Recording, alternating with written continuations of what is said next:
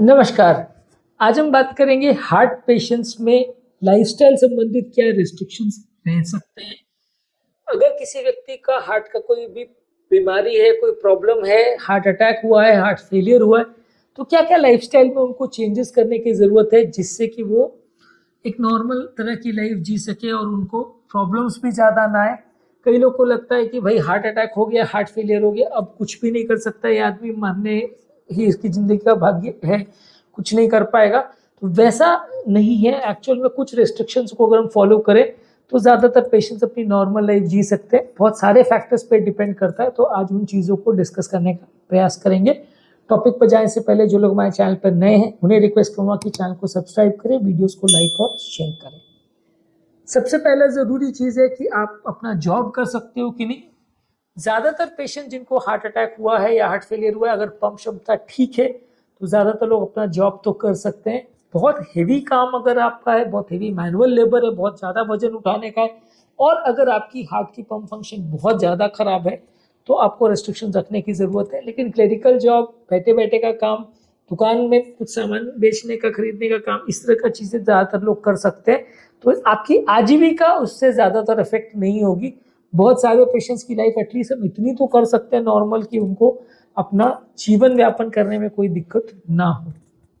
Next है, क्या आपको एक्सरसाइज कर सकते हैं? आप हार्ट पेशेंट है तो एक्सरसाइज कर सकते हैं और करना ही चाहिए। एक्सरसाइज करने से ओवरऑल फिटनेस इंप्रूव होती है, ओवरऑल स्टैमिना इंप्रूव होती है। हाँ, अर्ली स्टेजेस में बहुत ज़्यादा खराब अगर किसी को हार्ट फेलियर है तो उसको थोड़ा एक्सरसाइज को अवॉइड करना चाहिए। इनिशियल फेजेस में थोड़ा आप अवॉइड करेंगे तो अच्छा है, पर उसके पीरियड के बाद अगर आप रेगुलर एक्सरसाइज करेंगे तो उल्टा आपको फायदा ही होगा, नुकसान नहीं होगा।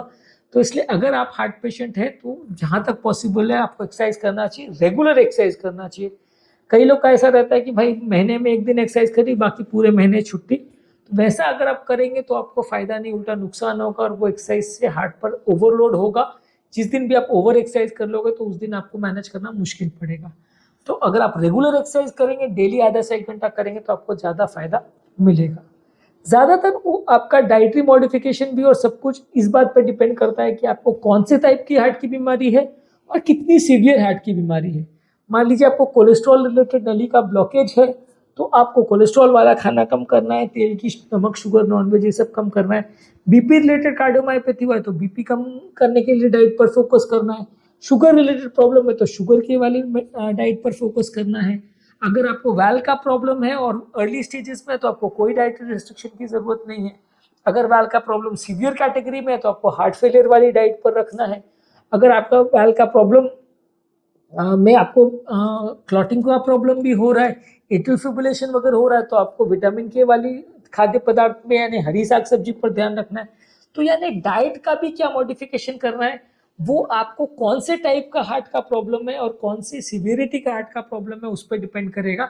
जितना ज़्यादा सीवियर हार्ट का प्रॉब्लम होगा उतना ज़्यादा अग्रेसिव रिस्ट्रिक्शन रखना पड़ेगा, और जितना अलग अलग तरीके का आपको हार्ट का प्रॉब्लम है उतना ज़्यादा रिस्ट्रिक्टेड आपका डाइट रहेगा।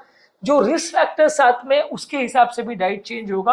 अगर आपको बीपी है, शुगर है, कोलेस्ट्रॉल है, वजन ज़्यादा है, या कोई फैमिली हिस्ट्री है प्रॉब्लम की, तो उस हिसाब से भी आपका डाइट और लाइफस्टाइल रिस्ट्रिक्शन मॉडिफाई होगा। सिर्फ हार्ट को आप ध्यान रखोगे और बाकी सब चीज़ों को इग्नोर कर दोगे तो काम नहीं चलेगा। सबको साथ में लेके ही डिसीजन लेना पड़ता है। इसके अलावा आपको ज़रूरी है कि व्यसन बिल्कुल नहीं हो, ना स्मोकिंग, ना ड्रिंकिंग, ना टोबैको च्यूइंग। स्मोकिंग करने से बॉडी में क्लॉटिंग टेंडेंसी बढ़ जाती है, उसको आपको रेस्ट्रिक्ट करना है। अल्कोहल भी पीने से बॉडी में क्लॉटिंग टेंडेंसी बढ़ती है, बॉडी का वजन बढ़ता है और आपका ओवरऑल मेटाबॉलिज्म कॉम्प्रोमाइज होता है, हार्ट को भी फेल कर सकता है। आइसोलेटेड अल्कोहल रिलेटेड भी कार्डियोमायोपैथी हो सकती है। वहीं तंबाकू खाने से भी नुकसान होता है, तो हर तरह का व्यसन आपको बंद करना है।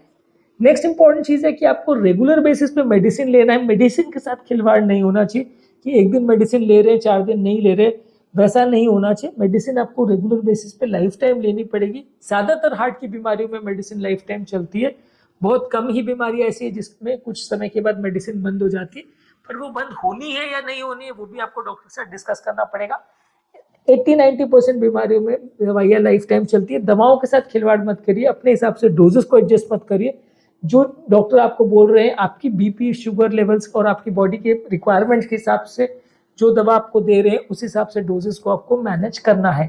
अगर डोज को चेंज कर भी रहे हैं तो भी डॉक्टर के साथ डिस्कस करके ही कीजिए, अपनी विम्स और फैंसीज के हिसाब से, और आपको क्या अच्छा लगता है उसके हिसाब से डोज चालू बंद सब कर दिया तो आपको नुकसान होगा, फायदा उल्टा नहीं होगा।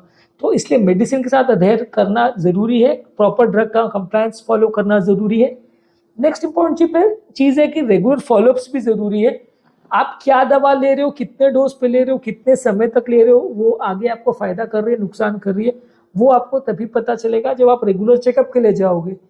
काफी स्टडीज ने शो किया है कि जो पेशेंट्स रेगुलर डॉक्टर के पास चेकअप के लिए जाते हैं उनके ज्यादा चांसेस है कि वो दवा लेते रहेंगे, एज कम्पेयर अगर वो लोग हैं जो डॉक्टर के पास नहीं जा रहे हैं, रेगुलर फॉलोअप के लिए नहीं जा रहे हैं, उनके काफी चांसेस है कि वो दवा को थोड़े टाइम के बाद बंद कर देंगे। तो अगर आप रेगुलर डॉक्टर के पास जा रहे हो तो काफी ज्यादा चांसेस है कि आप मेडिसिन के साथ कंप्लायंट रहोगे, और बाकी चीजों का भी डॉक्टर आपका ध्यान रख सकता है कि बीपी कैसा है, शुगर कैसा है, कोलेस्ट्रॉल कैसा है, बाकी सारी चीजें कैसी है, थायराइड कैसा है, टेस्ट भी करवा सकता है।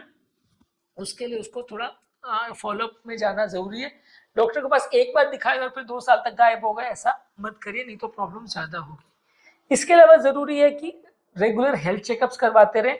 ब्लड चेकअप्स एटलीस्ट साल में 1 से 2 बार होना चाहिए, और इको ट्रेडमिल अगर हाई रिस्क केस है तो साल में 1 आध बार, लो रिस्क केस है तो 3 से 5 साल में 1 बार। कितना रिस्क आपका है उसके हिसाब से डिसाइड होगा कि आपका कितना फ्रीक्वेंसी से टेस्ट होगा।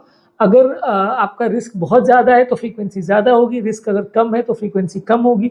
शुगर अगर ज़्यादा है तो महीने में 3 से 5 बार उसका टेस्ट एटलीस्ट होना चाहिए। बीपी का भी महीने में एटलीस्ट 3 से 5 बार टेस्ट होना चाहिए। जो रिस्क फैक्टर्स है उसके हिसाब से आपका टेस्टिंग ज़्यादा या कम हो सकता है। मान लीजिए कोलेस्ट्रॉल का प्रॉब्लम है तो फिर हर 3 से 6 महीने में आपको कोलेस्ट्रॉल का भी चेक करना चाहिए। नहीं है प्रॉब्लम तो साल में 1 बार भी करें तो चलेगा। इसके अलावा अगर दवाइयाँ ज़्यादा चल रही है तो किडनी का पैरामीटर्स भी चेक करना है, इलेक्ट्रोलाइट्स भी चेक करना है, यूरिन का टेस्ट भी करना है। ये सारी चीज़ें आपको रेगुलर बेसिस पे हर साल दर साल करानी है। इसके अलावा कुछ स्पेसिफिक एक्टिविटी जैसे बहुत हेवी एक्सरसाइज, बहुत हेवी वेट लिफ्टिंग और ऐसी एक्टिविटीज जो आपके हार्ट को स्ट्रेन कर सके, वो चीज़ों को थोड़ा अवॉइड करिए, नहीं तो आपको थोड़ा सा प्रॉब्लम बढ़ सकती है, सडन हार्ट पर लोड पड़ सकता है। नेक्स्ट है मेंटल स्ट्रेस को कम रखिए। मेंटल स्ट्रेस को कम रखने के लिए योगा, मेडिटेशन, प्राणायाम, डीप ब्रीदिंग एक्सरसाइज, इस तरह की एक्टिविटीज आप करते हैं तो आपका दिमाग का स्ट्रेस थोड़ा कम रहता है। ये स्ट्रेस हार्मोन्स डायरेक्टली या इनडायरेक्टली आपके हार्ट को नेगेटिव वे में अफेक्ट करते हैं। तो अगर आपको बीमारियों से बचना है तो आपको मेंटल स्ट्रेस से भी बचना पड़ेगा, और इसको कम करने के लिए बहुत सारी एक्टिविटीज आपको कर रही है। नींद अच्छी रखिए, 8 से 9 घंटे की नींद जरूरी है। अगर आपको हार्ट का प्रॉब्लम है, बहुत कम जो लोग सोते हैं उनकी बॉडी में स्ट्रेस हार्मोन ज़्यादा बनते हैं तो वो आपको नुकसान करते हैं। अगर आप बहुत ज़्यादा सोते हैं तो भी अच्छा नहीं है, पर लेकिन एटलीस्ट एवरेज 8 से 9 घंटे आप नींद रखेंगे तो अच्छा है। रेस्ट भी बॉडी को एडिक्वेट मिलना चाहिए। बीच में अगर बहुत ज़्यादा काम आप कर रहे हो तो बीच में थोड़ा सा बॉडी को रेस्ट दीजिए, ताकि मसल्स को रिजुविनेट करने के लिए और हार्ट को रिजुविनेट करने के लिए थोड़ा टाइम मिले, रिलैक्स करने को थोड़ा टाइम मिले। कंटिन्यूसली बहुत हैवी काम बॉडी नहीं कर पाती है। वेट मैनेजमेंट करना है, आपका वजन प्रॉपर होना चाहिए। बहुत ज़्यादा वजन और बहुत कम वजन दोनों ही खतरनाक है। बहुत ज़्यादा वजन से हार्ट पर ओवरलोड पड़ता है, अलग अलग तरह के डायबिटीज, प्रेशर और कोलेस्ट्रॉल रिलेटेड प्रॉब्लम्स बढ़ जाती है। बहुत कम वजन भी हार्ट के लिए अच्छा नहीं है, क्योंकि हार्ट फेलियर में अपने आप में ही थोड़ा वजन लॉस होता है।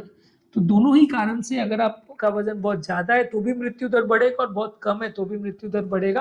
तो वजन प्रॉपर अगर मेंटेन करें, स्टैंडर्ड वे में मेंटेन करें तो ज़्यादा अच्छा है। इसके अलावा ज़रूरी है कि आप एनर्जी ड्रिंक्स या कैफीन भी बहुत ज़्यादा नहीं ले, बहुत ज़्यादा चाय कॉफ़ी वगैरह भी नहीं ले, ये भी बहुत अच्छी नहीं है। और ज़्यादा बार आप इसको पीते हैं, दिन में 2-3 बार पियेंगे तो चलेगा, बहुत ज़्यादा पियेंगे तो अच्छा नहीं है। एनर्जी ड्रिंक्स वगैरह को भी अवॉइड करिए, ये ज़्यादा अच्छी नहीं है हेल्थ के लिए।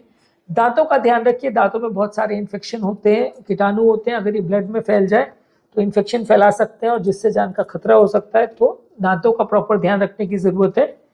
साइकोलॉजिकल या इमोशनल वेलबींग की ज़रूरत है, क्योंकि कई बार हार्ट के पेशेंट डिप्रेशन या एंग्जाइटी में चले जाते हैं। तो आपस में कम्युनिकेट कीजिए, एक दूसरे के साथ कम्युनिकेट कीजिए, एक दूसरे के साथ अपनी फीलिंग्स को शेयर करिए, फैमिली में सपोर्ट एक दूसरे को दीजिए, तो आप इस तरह के प्रॉब्लम से निकल पाएंगे। नहीं तो काफ़ी हार्ट पेशेंट में देखा गया है कि वो लंबे समय तक वो डिप्रेशन में चले जाते हैं, एंग्जाइटी में चले जाते हैं, जो हार्ट के लिए और बॉडी के लिए अच्छा नहीं है।